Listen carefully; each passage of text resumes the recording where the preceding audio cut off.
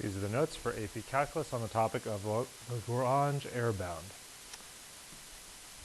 So when a Taylor polynomial is used to approximate a function, it's useful to be able to determine the maximum error of the approximation. So basically comparing the Taylor polynomial estimation to the actual value function. How much, in other words, could our Taylor polynomial approximation be off by?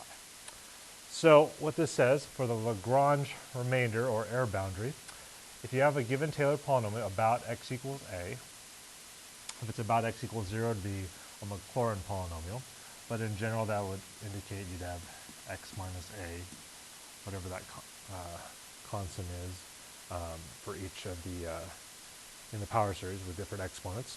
And if the degree of that Taylor polynomial, the highest exponent is n, and z represents the specific x value that's being approximated at, then plugging that specific x value z into the derivative, the n plus 1 derivative, where that's one more than whatever your degree is at, again, x equals z, then what this says is the remainder, the maximum of it, capital R for remainder, of the n degree again, would be, so notice this notation represents right here the n plus 1 derivative at wherever you're approximating at x equals z, but it's the maximum value of it. Sometimes you might know exactly what that is. Sometimes you have to use something to figure out what the maximum value could be. Notice divided by n plus 1 factorial, and then just like the other Taylor polynomials, it's x minus a to the n plus 1. So notice these all go with the n plus 1. Dealing with kind of the degree of one more than wherever our Taylor polynomial ends. So let's take a look at some examples and see how this works. And notice again, it's absolute value, so the remainder error is always a positive value, but it means it could be off by that much in either direction, either overestimating or underestimating. So if f is a function that has derivatives of all orders, it says assume that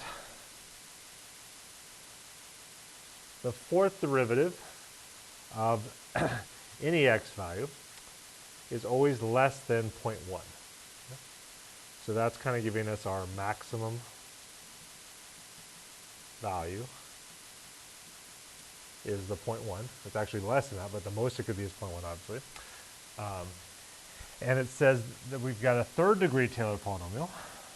So that's telling us n equals 3. P about x equals 2. That's our a value. So that means we're going to have x minus 2. And we're using it to estimate f of 4. And so 4 is our specific x value. We're estimating it. That's our z value. So based on that, it says what's the maximum error of this approximation? All right.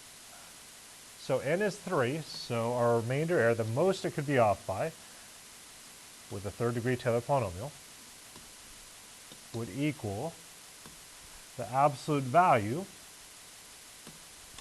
of the n plus 1 derivative. In this case, n is 3. So this would be the fourth derivative, specifically at z, specifically where we're approximating at, which is 4.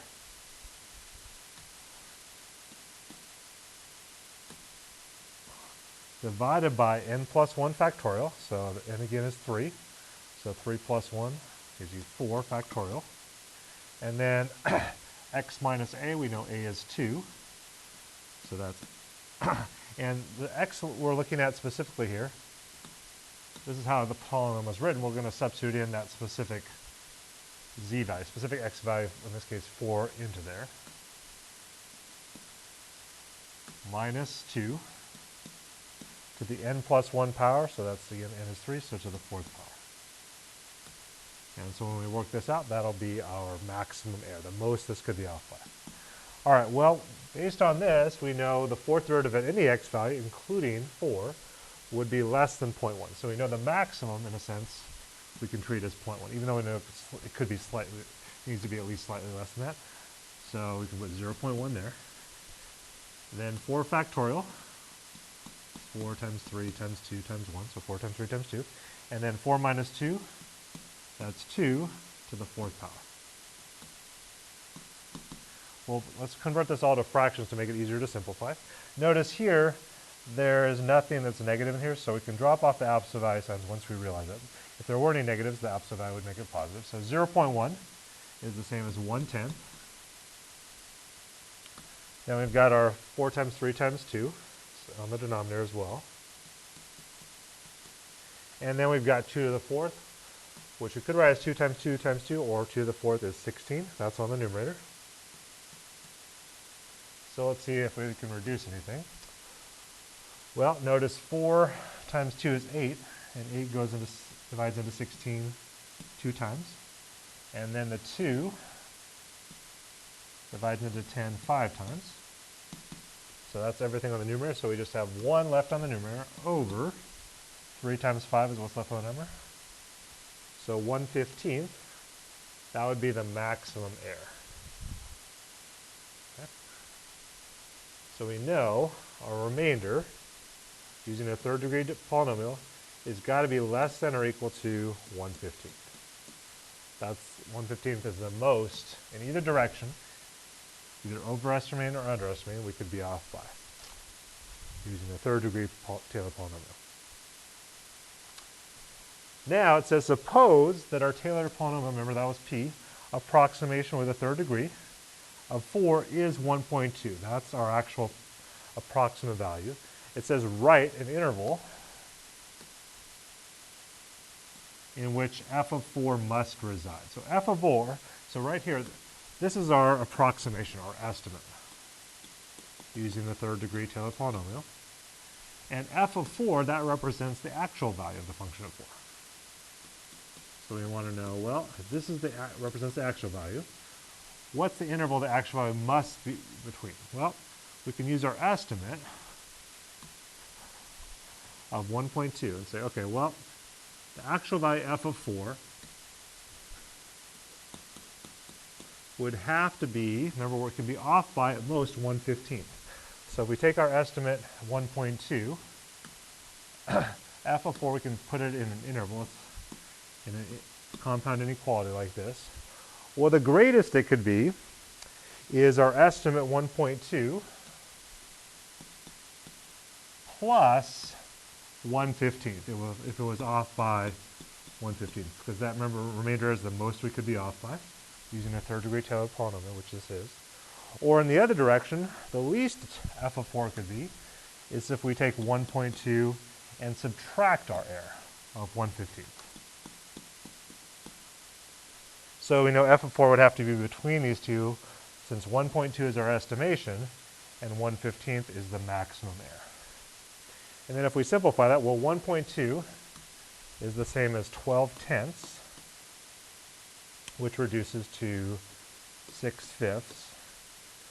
So 6, and then 6/5 to get a common hour with 1/15. Multiply the numerator down by 3, that'd be 18/15 minus 1/15 is less than or equal to f of 4, which is less than or equal to, again, 1.2 is 6/5, which multiplied by 3 on the numerator is the same as 18/15 plus 1/15. So what that shows us is that 18/15 minus 1/15, 17/15 is less than or equal to f of 4, which is less than or equal to 19/15. In other words, the actual value f of 4, we have this interval which it must be reside. The least it could be is 17/15, the most it could be is 19/15 based on our estimate and our maximum error. So we know for sure it has to be on that interval somewhere. All right, let's take a look at another example here. So it's a little bit different. So this time we've got a 4th degree Maclaurin polynomial. So that's telling us two different things. 4th degree is telling us n equals 4, and it's a Maclaurin polynomial. That means our a value is 0.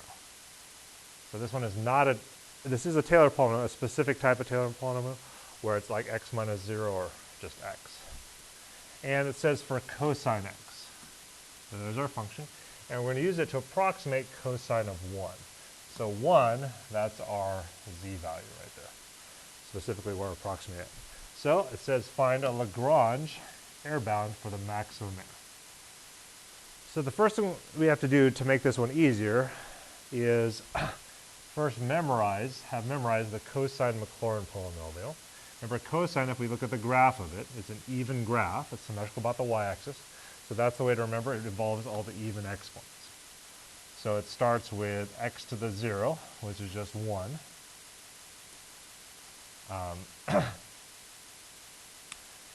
You divide by 0 factorial, but that would just be 1 as well. So, and then remember, cosine is an alternating graph. It alternates between positive and negative.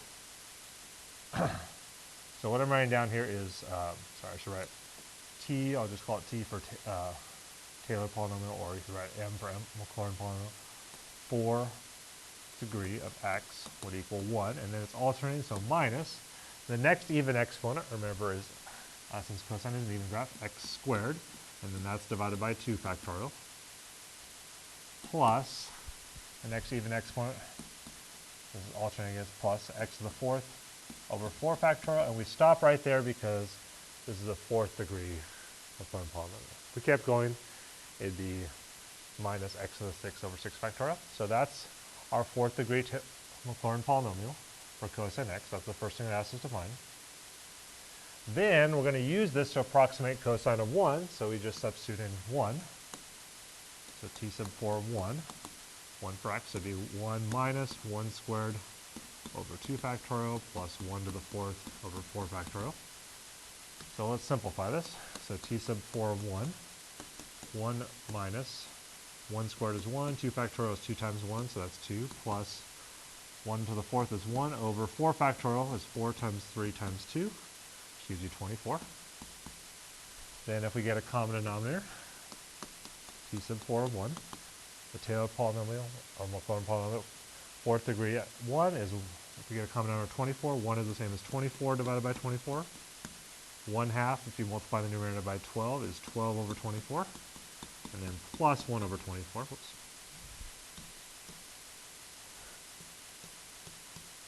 Well, 24 minus 12 would be 12 plus 1, so that would be 13 over 24. So that's our 4th degree Taylor polynomial. Gives you 13 over 24, which means cosine of 1 is approximately equal to, our approximation is 13 over 24.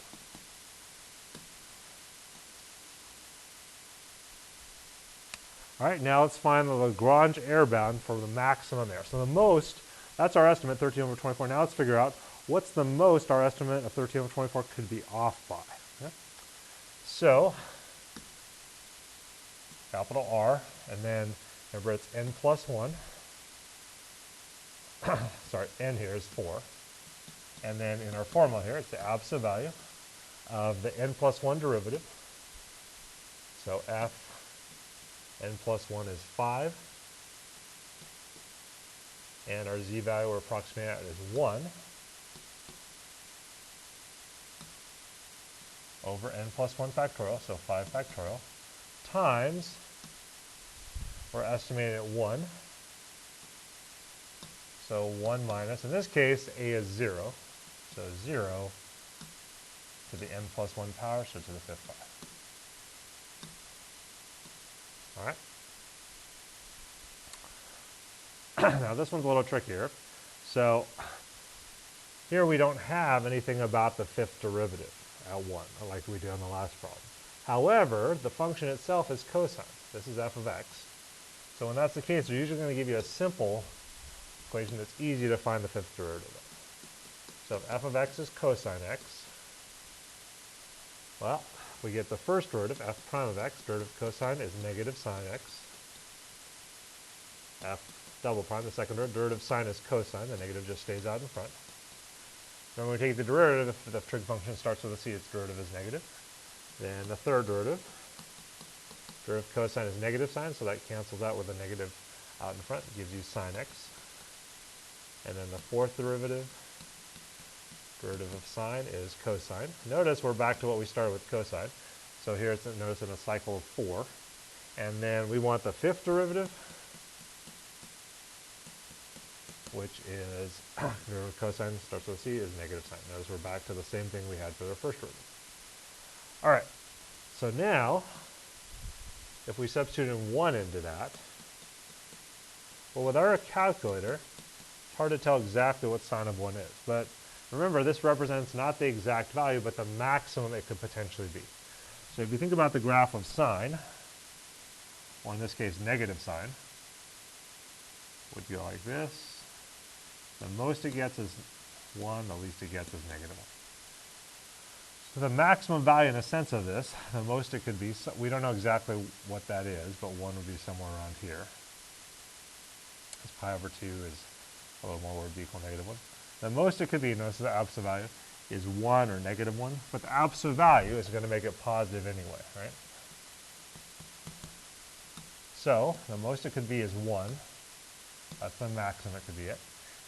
And then over 5 factorial, 5 times 4 times 3 times 2 times 1. And then this is 1 minus 5, 1 minus 0 is 1 to the 5th power. Well, that's just 1. So r sub 4 equal to, we multiply that together. Absolute value, again, this is all positive. I'd already changed this negative into a positive. And so we've got, that's 20 times 6, so 120. So 1 over 120. So our remainder error, we know, is less than or equal to, the most it could be off is by 120. So the remainder error is less than or equal to 1 over 120. So our estimate, using the 4th degree Taylor polynomial, was 13 over 24. And the most it could be off by, in either direction, either underestimate or overestimate, is 1 over 120. All right, let's take a look at a couple more that are a little bit different. On this next one, it says let f be a function that has derivatives of all orders, and let p of sub n of x be the nth degree Taylor polynomial. In this case, about x equals 3. So, yeah, nth degree, there's our a value. This one is not Maclaurin because it's not about x equals 0, so a equals 3. And notice it tells you the absolute value of the nth derivative at x for any x value, for all values of x, is always going to be less than or equal to n over n plus 2, as long as n is between 1 and 9. Okay. So this one's saying, what's the smallest value of k? Here's k over here, for which the Lagrange error bound guarantees that this is true. So notice f of 1, that's our specific z value. This represents the actual value of the function at 1. Z is 1 here. And p sub 3, that's an nth degree, so n is 3. And this p sub 3, that represents at 1 the estimate using the 3rd degree Taylor polynomial. Again, there's our z value of 1. So what this represents is really how much it's off. If we take the actual value, that's another way to write it, minus our estimate, subtract those, that'll tell us how much it's off by absolute value, because it's always a positive number, represent the error by. And what that is k. So it's really saying, what is this maximum error that this could be? If you take the actual value minus our estimate, what's the most our estimate could be off by? So it's asking for k. It's just worded in a little different way here. We're still looking for the maximum error using the Lagrange error bound. Okay. So let's start with, we want the Lagrange error. So n is, in this case, is 4. Sorry, n is 3. So n plus 1 is 4. Whoops. So this would be r sub 4. Again, would be the absolute value. And since this is 3 here. Keep wanting to put n plus 1 here. So this is 3, and then we substitute here. This is f, the 4th derivative, because n plus 1 at z. In this case, the specific value we're approximating at is 1. So that's going to be the maximum value of the 4th derivative could be at 1, divided by n plus 1 factorial, so 4 factorial. And then this is x, our specific x value we're plugging in is 1. So 1 minus a, which is 3, to the n plus 1 power, so to the 4th power. All right, so here, notice we're told that this is always, this derivative, as long as it ends between 1 and 9, which it is in this case because it's 4, is always less than or equal to n over n plus 2. So since it could be equal to this, but it's always less than that, this is really telling you the maximum value of our derivative. Whoops.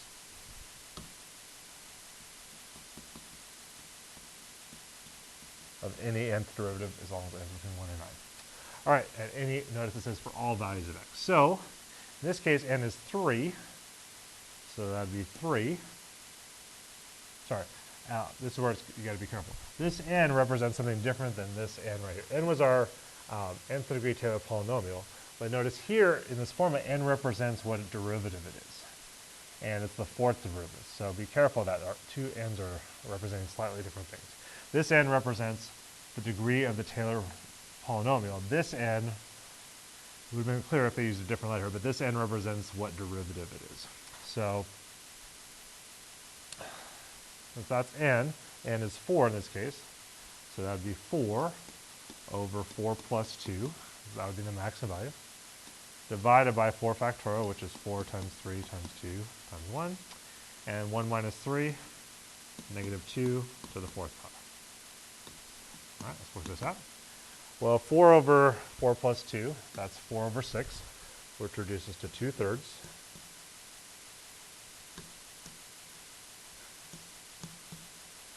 And then on the denominator, we've also got 4 times 3 times 2, our 4 factorial. And then we've got negative 2 to the fourth on the numerator, that's 16. So notice they're all positive here already, so we don't need the absolute value anymore. Let's see if we can reduce that now. So you can see that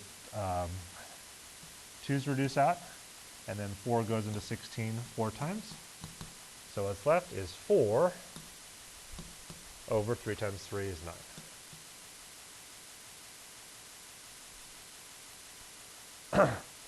So based on this, the maximum error we could be off by, in this case a little bigger than the other ones here, it's, or k I guess we could say, because it represents everything. So k would equal 4/9. That's the smallest 5k, which it guarantees this is off by. It's less than or equal to 4/9, our error. All right, let's take a look at the next one. Similar problem, except this one, again, we've got a piece of nth degree Taylor polynomial. This time, about x equals 3, so our a value is 3. Happens to be the same formula that gives us the maximum value of our derivative.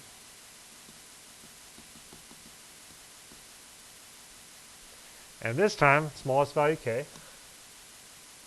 for which the Lagrange error bound, again, we guarantees, again, f of 2, so that's our specific z value. And f of 2, again, represents the actual value, where, in this case, it's p sub 5, so the Taylor polynomial is a degree of 5. There's our n. And again, this is the estimate. So the actual value minus the estimate, how much is it off by?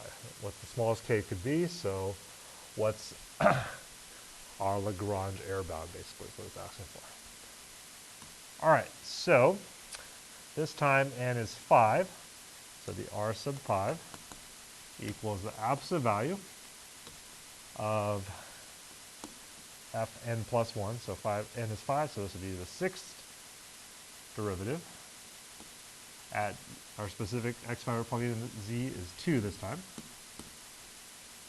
divided by n plus 1 factorial, so 6 factorial, times our specific x value is 2 again, so 2 minus a is 3, and then to the 6th power, n plus 1 power. All right, so let's simplify this now.